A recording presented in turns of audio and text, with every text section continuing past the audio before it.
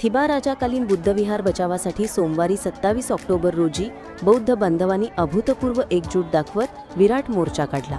थिबा राजाकालीन बुद्धविहार बचाव संघर्ष समितीच्या पुढाकारांनी आयोजित या मोर्चात लहानग्यांपासून ते वयोवृद्धांपर्यंत हजारो बौद्ध बांधव उत्स्फूर्तपणे सहभागी झाले।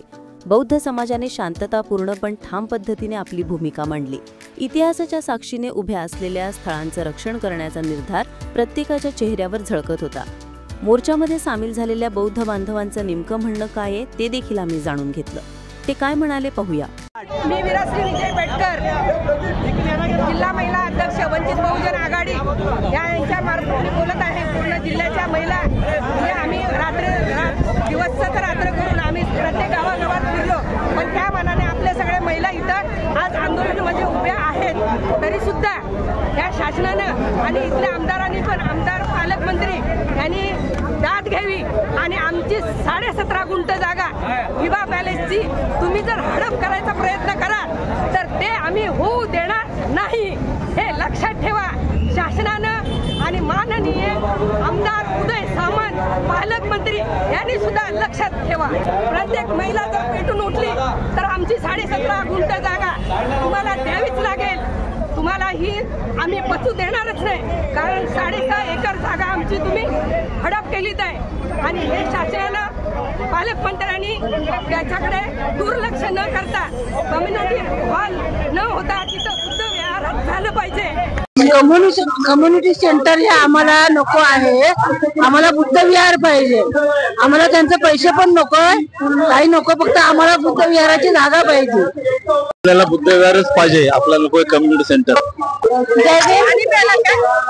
आम्ही आज या मोर्चामध्ये आहे ते आमचे जो थिबा राजा या बौद्धकालीन राजा इथे आल्यानंतर जे आमची देशी बंगल्याजवळची जी जागा आहे ती जागा बुद्ध विहारासाठीच मिळावी, कम्युनिटी सेंटर हे न बनण्यासाठी आज आम्ही रस्त्यावर उतरलो आहोत आणि ही संपूर्ण जागा आमच्या बौद्ध विहारासाठी मिळालीच पाहिजे। याच्यासाठी आज आम्ही जनसमुदाय सगळे भीम बांधव सगळे जय भीमावळे एकत्र येऊन मोर्चासाठी सहभागी झालो आहोत आणि ही जागा आमच्या अस्मितेचा असल्यामुळे आम्ही यासाठी बहुसंख्येने या ठिकाणी हजर झालो आहोत। सभागृहाचं कारण आहे की हे जे समाज मंदिर बांधलेले आहे हे समाज मंदिर हे आम्हाला नसून ते बुद्धविहार पाहिजे। तर आपल्या थिबाकालीन जी आपल्याला 17.50 गुंठे जमीन सरकारने आरक्षित केली होती त्यावरती जो अतिक्रमण करण्यात आले या सरकारतर्फे, तर ते आम्हाला पुन्हा मिळावं यासाठी आमचा हा अतोनात प्रयत्न चालू आहे।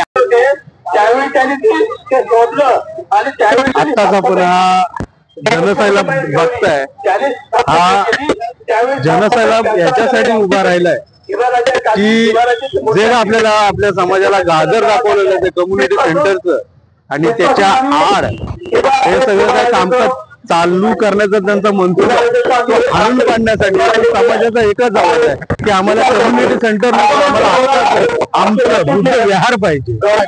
बुद्धविहाराची जागा आम्हाला पाहिजे, पैसे बिशे आम्हाला काहीच नको। थिबा राजाकालीन बुद्धविहाराची जागा बौद्ध समाजाच्या ताब्यात देण्यात यावी। आम्ही थिबाकालीन जे बुद्धविहाराची जागा आहे ते आमच्या ताब्यात मिळाली पाहिजे। मोर्चात सहभागी होण्याचं कारण असं आहे की थिबा राजाकालीन बुद्धविहाराची जी जागा आहे ती आम्हाला बुद्ध बांधवांना मिळावी। धन्यवाद।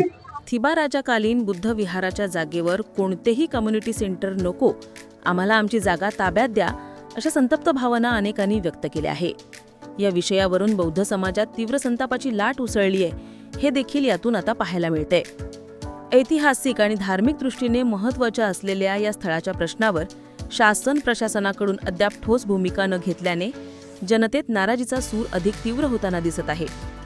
यासोबतच समाजाच्या भावना सतत व्यक्त होत असताना पालकमंत्री यांच्यावरील नाराजीही वाढत चालली आहे।